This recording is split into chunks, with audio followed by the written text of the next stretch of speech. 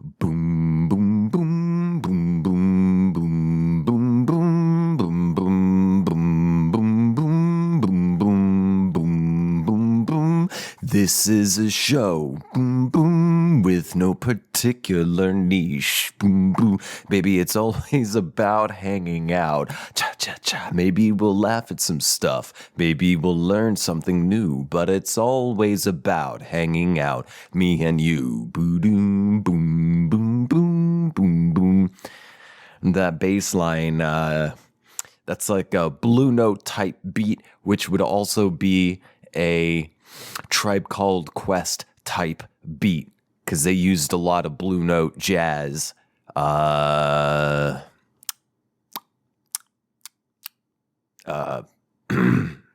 Loops for their beats.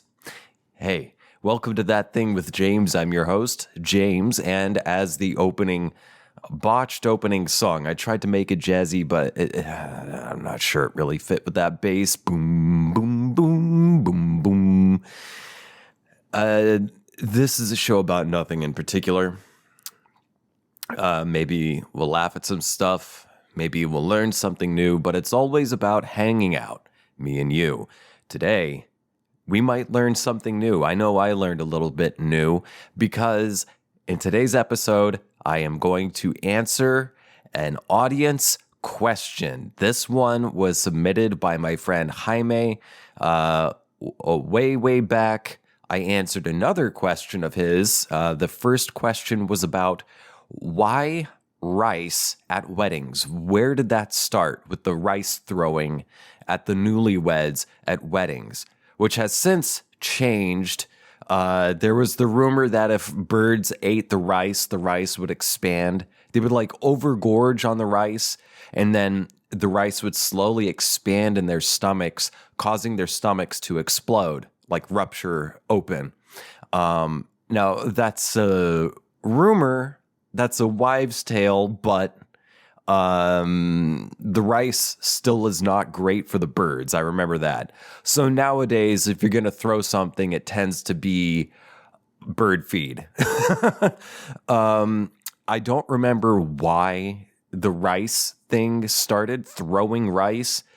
It seems like a waste. Why not throw mud? I feel like mud is more easily grown than rice. Certainly a lot quicker. All you need is dirt and water. Dirt and water. Dirt and water. But that's not what today's episode is about. Today, Jaime's newest question is about clowns. Where do they come from? Are they something from medieval ages, Renaissance ages? Are they something like clowns today? Did that come from jesters, like a court jester? And did it start with the court jester?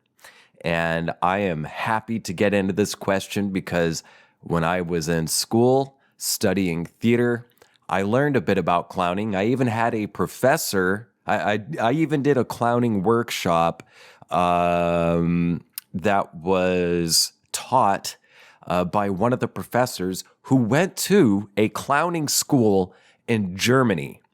And I can't remember, he had some funny shit to say about that. He said, yeah, he went to a clowning school. That's a challenge in and of itself. But to go to a clowning school in Germany is an entirely different challenge because you're trying to make some Germans laugh. And I think he would do an impression of the teachers. You would be on the stage. The teachers would be in the audience, sitting there, watching you, arms crossed, stone-faced, not smiling, and they say to you, okay, make me laugh. That sounded more like Borat. The Germans, okay, make me laugh. And then you would do it, and then they wouldn't laugh. And even if they found it funny, they still might not laugh. The thing that really sticks out to me still from that workshop was this exercise called the clown suicide. I love it. I love the whole premise of it. The clown suicide is, well, it works on the premise that oftentimes in modern times, there's the sad clown. Like the sad hobo clown with like a teardrop painted on its eye, but it's not signifying how many people they've murked. Instead, just that it's a sad clown. And the shtick, the premise for the clown suicide exercise is that you don't even have to do yourself up as a clown. We didn't have to. We were just there, in regular class clothing. But you come up with some type of scheme in which the character, the clown that you're playing, tries to commit suicide. And that's sad, that's dark, that's depressing. Boo-hoo, boo-hoo. Characters trying to kill themselves. But here's the funny part. Because it's a clown, it fucks up. The clown is so sad that it tries to take its own life, but it can't even get that right. So there was one where there was a clown that was like, okay, one person did they were going to let a door close on their head and maybe it would crush their head and kill them because the space we were in, this like black box theater, the main door to it had one of those like little hydraulic hinges at the top so it would like automatically close. And the student would open the door and you don't speak during any of this. So it's a lot, it's sort of you're getting into pantomime because there's crossover between clowns and mimes. But you don't speak, you don't say anything. It's just with your expressions and using your body, communicating with your posture and movement, communicating all the things you would otherwise be babbling with your mouth. So the one person got to the door with the hydraulic closer on it, and they opened the door and they laid down. And this door closed very gently. It's not one of those that would go slow and then would go ka-dunk at the end really hard. No, this was a very gentle door. And they laid down and they let the door close very gently on their head. And damn it, they were still alive. There was another one where like a person, like you could set up like a toy train, one of those like battery operated things where a train would go around on its own. Lay down on a toy train track and let the toy train hit you in the head. And that didn't kill you. And then there's the always classic clown suicide of the clown tries to hang itself, but it can't get up high enough, So they get up on a chair, put the noose around their neck, kick the chair out from under them, and then they drop down and their feet touch, they hit the floor. There's too much slack in the rope and not enough room above their head to effectively hang themselves. Or another thing to do is like a character does, they have enough height and enough, a little enough slack so that they might actually be able to hang themselves. But once they kick the stool out from under their feet, they come down and whatever the rope is attached to up at the top breaks, like the ceiling, breaks and they fall to the floor and the fucking drywall or whatever is covering the ceiling crashes down on their head and makes them all dirty and upset that they're still alive, that they were unable to kill themselves. That's the clown suicide. There's a lot more to clowning than that. In fact, one of the most underrated sitcoms of somewhat recent history, like the past 10 years or so, I don't know many people that watched it, really. Not many people that I know personally watched it. It was I think there might have been 4 seasons or something. Baskets. It's got Zach Galifianakis, plays a guy from not Scottsdale, Arizona. He's in California. It starts with the sea. It's a very desolate desert place. I have a friend who lives there, and I cannot think of the name of it. But anyway, he lives in California. In this sort of like, there's nothing in this town besides like Costco and an Arby's and a bunch of highways. He comes back and he starts being a rodeo clown, although he had studied in France to be like a classically trained artiste clown. And it's a great show. Louis Anderson, rest in peace, played Basket's mother. It's a fantastic show. If you have Hulu, I'm pretty sure it's still on there. It was an FX show. Not enough people watched it.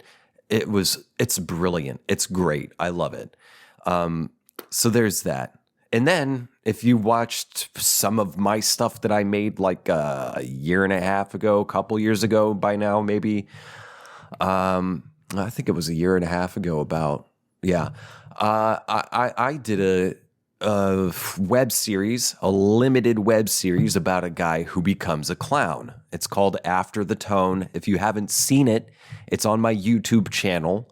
Go to the playlists, and there will be a playlist of all 10 or 11 installments of After the Tone. It's about a guy who, similar to Baskets, really, comes back to his hometown. He's none too happy about it, tries to reconnect with the person, but can only get a hold of their voicemail. And over the span of these 10 short episodes, he leaves a series of voicemails that each subsequent one becomes increasingly more unhinged to the point at which he becomes a clown. It makes sense. It's not like a supernatural thing. It's not like he becomes a different species that is like a clown human. No, he just dons the paint and everything. And I think it's great. The execution, it's not the best acting on my behalf, but in my defense, it was my first time doing all of that shit that I did all on my own. I was the only person that wrote, recorded, directed, blah, blah, blah, blah, blah, blah, blah, blah, blah. So, for what it is, I think it's pretty damn good. I think the writing is pretty good for the most part. Go check it out, After the Tone. And since we're on the topic of self-promotion, real quick, I have a bunch of bonus episodes of this podcast that are paywalled for a very low premium at patreon.com/ThatThingWithJames. The main thing is you can help support this show, and through your support, you will get access to, I think I'm almost at 90 bonus episodes and some extra content.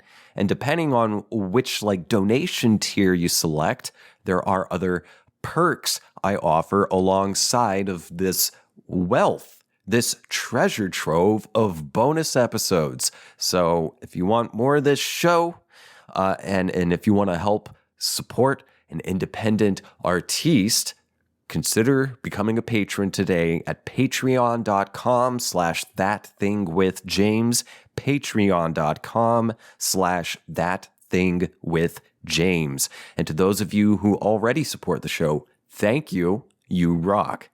As for my social media, subreddit, and show email, that stuff is written in the episode description.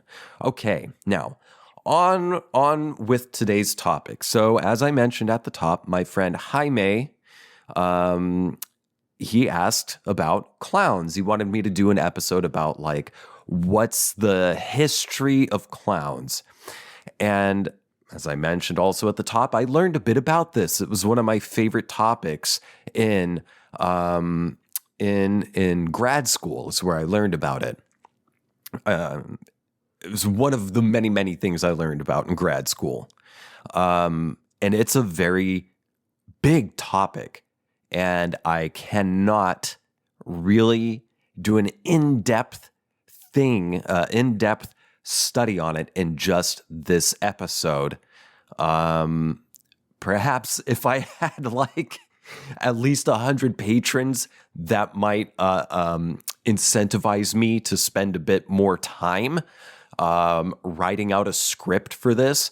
But since that's not the case, and since I have a limited amount of time, resources, and energy, we're just going to kind of scratch the surface here. But Jaime asked something. He was like, did it start with like court jesters? And yes and no. So clowns as we know them today certainly can be, you can certainly, pin and connect with the yarn on your, like, your cop detective board where you're linking up two seemingly separate topics. Yeah, absolutely. Court jesters became, in the Renaissance period, these characters in this type of theater called Commedia dell'arte. It's that was an Italian form of theater with these stock characters who would tell these sort of stock stories, and then Commedia dell'arte went on to become other stuff over time, with circus clowns and so on and so forth, and of course, the circus clown thing was more so in America, whereas in Europe, it was still more tied to your standard sort of theater. And in Europe, clowning and thus mimicry, mimes, are regarded as a part of fine art, whereas in the U.S., it can be regarded, or is popularly regarded, as just some silly, goofy, dumb thing for kids, and then some people for nightmares. So there's a lot of cultural differences here. But going back to the court jester thing, I know that clowns have been around for a lot longer than that. In fact, clowning and the idea of wearing masks and the relation of mask and performance, and the effect that performance, that theater, folk theater, community theater, tribal theater performances and masks. There's a lot of big loose words. That's why I say I can't get into all of it in just this episode. So I'm going to try to skim the surface as best I can without a script. Theater and performance has been an integral part of the human experience as far back as all recorded history. And whereas in present day, especially in places like the United States, which have been hijacked by con artists who exist and function solely to collect and consolidate money and thus power, and this is getting into Marx territory, the arts are not regarded as something integral because they spin the yarn. These hucksters spin the yarn that art doesn't really benefit society at all. And by benefit, they mean make you do things that make them more money. The capitalists, more money. It's inhuman. What is human is art and performance and storytelling and donning masks. You wear a mask in your daily life. I'm James. That is my mask. I wear a different mask right now for this show. I put on a different mask when I look at myself in the mirror. If I'm happy, if I'm sad, if I'm tired, if it's sunny outside. You wear a different mask when you speak with a stranger in a convenience store. You wear a different mask when you speak to a family member with whom you have everlasting static. We all wear masks. And meditate and meditate and meditate and peel back your ego as much as you can. But you will find there are only masks upon masks upon masks upon masks with you and with every other person. This is what it is to be human. This is what it is to have an ego, to have an id. We all wear masks, whether we mean to or not. And one of the masks is that of the trickster, of the joker, the one who engages in a bit of chicanery, some tomfoolery, the clown. So let's jump in here on a bit of. Now let's jump in here. I've got a few different things. I haven't read through all of them. So we're just going to try to do a cursory scan over some of these articles. And then there's one article that I want to end on in particular that I actually posed to Jaime. Granted, at this time, I have not checked my Facebook messages again. That's how he reached out to me. I rarely check my Facebook messages because I don't log into Facebook that often because it gives me an icky feeling, and for good reason. It's been designed to do that. So first, I'm going to take a sip of water, and then we'll jump into this stuff, all right? I'll be right back. All right, I'm back. So we're going to start with Wikipedia. That's a great place to start. That's where I began when I did research papers in grad school.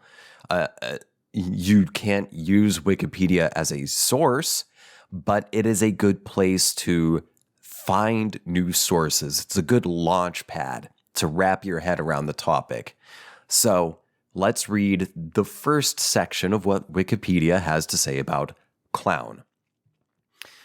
A clown is a person who performs comedy and arts in a state of open-mindedness, using physical comedy, typically while wearing distinct makeup or costuming, and reversing folkway norms.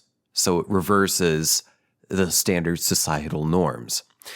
Clowns have a varied tradition with significant variations in costume and performance. The most recognizable clowns are those that commonly perform in the circus, characterized by colorful wigs, red noses, and oversized shoes. However, clowns have also played roles in theater and folklore, like court jesters of the Middle Ages and the jesters and ritual clowns of various indigenous cultures. Their performances can elicit a range of emotions, from humor and laughter to fear and discomfort. Pardon me, hold on. Oh. See, that's a clown bit right there. I'm a clown. Their performances range of emotions, fear and discomfort, reflecting complex societal and psychological dimensions. Through the centuries, clowns have continued to play significant roles in society, evolving alongside changing cultural norms and artistic expressions. History.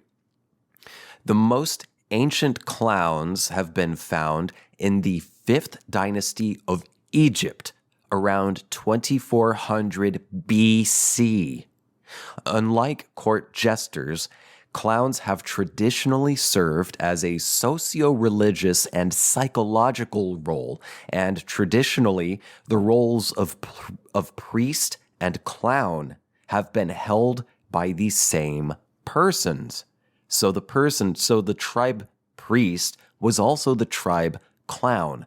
Healing, performance, being the performer and being an audience, there was a lot of crossover in ancient theater. And this a lot had to do with imparting wisdom, personal wisdom, universal sort of knowledge, and healing. It was a very holistic approach to the human existence, from which, because of capitalism, among other things, we are now quite divorced in quote-unquote modern civilized, super scare quotes, civilized cultures. Particularly Western cultures have divorced themselves quite a bit from the holistic, earthy human existence. Anyway, Peter Berger writes, quote, "It seems plausible that folly and fools like religion and magic meet some deeply rooted needs in human society," unquote. For this reason, clowning is often considered an important part of training as a physical performance discipline, partly because tricky subject matter can be dealt with, but also because it requires a high level of risk and play in the performer. Now, that touched on one of my favorite things, why I just naturally find myself drawn toward theater and toward, fiction in general, but especially, particularly toward comedy. You can tell you can express uncomfortable emotions, uncomfortable feelings, icky stuff, and it's a lot more palatable when it's presented on a silly plate, so to speak.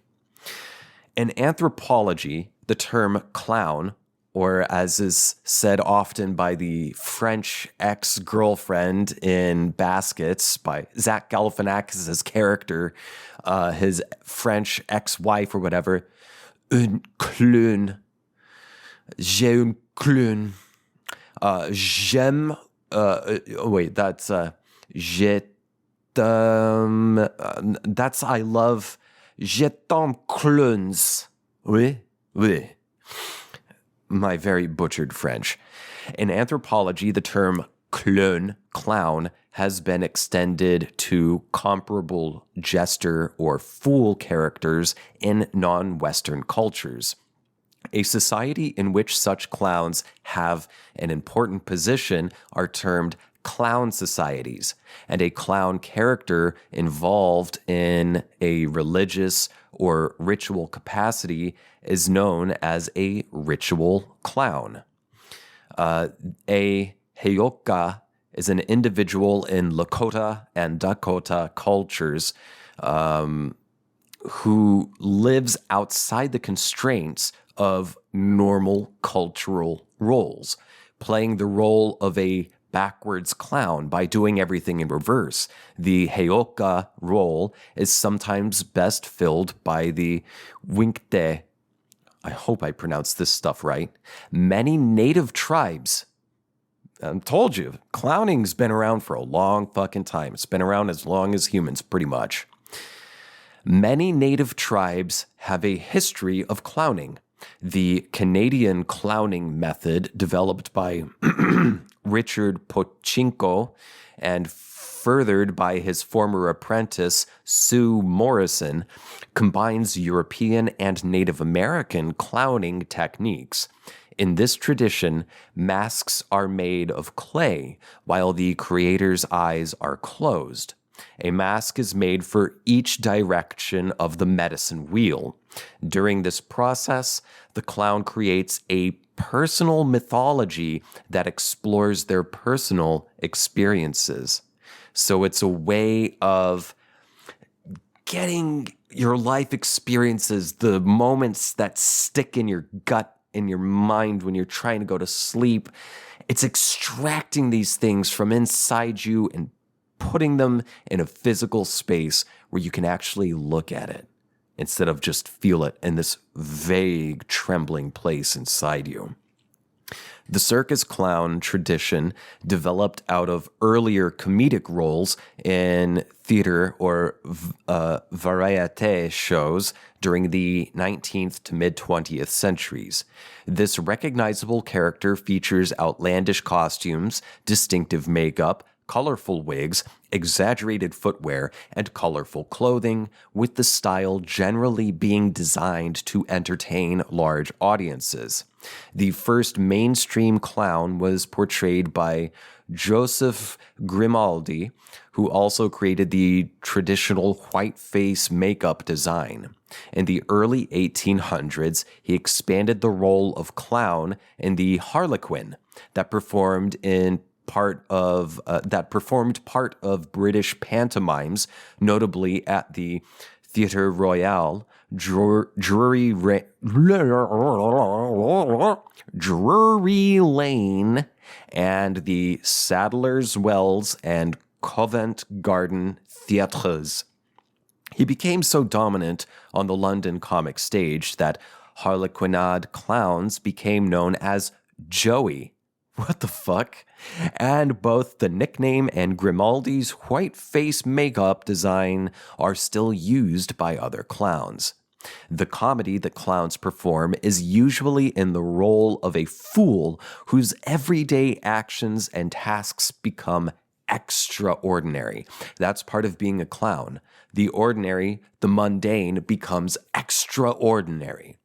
Because it's so new and you get things so fucked up all the time, you can't even kill yourself right. That's the clown, baby. And for whom the ridiculous, for a short while, becomes ordinary. The absurd is mundane to a clown. And it kind of, it's a perspective shift for the audience. This style of comedy has a long history in many countries and cultures across the world. Some writers have argued that due to the widespread use of such comedy and its long history, it is a need that is part of the human condition. The modern clowning school of comedy in the 21st century diverged from the white-face clown tradition with more of an emphasis on personal vulnerability and heightened sexuality. And then let's do this origin part and then we'll move on. The clown character developed out of the zani, or rustic fool characters of the early modern commedia dell'arte, which were themselves directly based on the rustic fool characters of ancient Greek and Roman theater. Rustic buffon characters in classical Greek theater were known as, god damn it, and that's Greek to me, Scleropyktes, from Paisine, to play like a child, or Dikalektas, besides other generic terms for rustic or peasant. Oh, okay, so the childish poor person. In Roman theater, a term for clown was fossor, literally digger, laborer. The English word clown was first recorded circa 1560 as clown or cloyn. In the generic meaning, rustic, boor, present, boor as in B-O-O-R.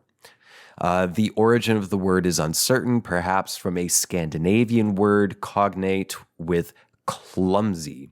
It is in this sense that clown is used as the name of fool characters in Shakespeare's Othello and The Winter's Tale.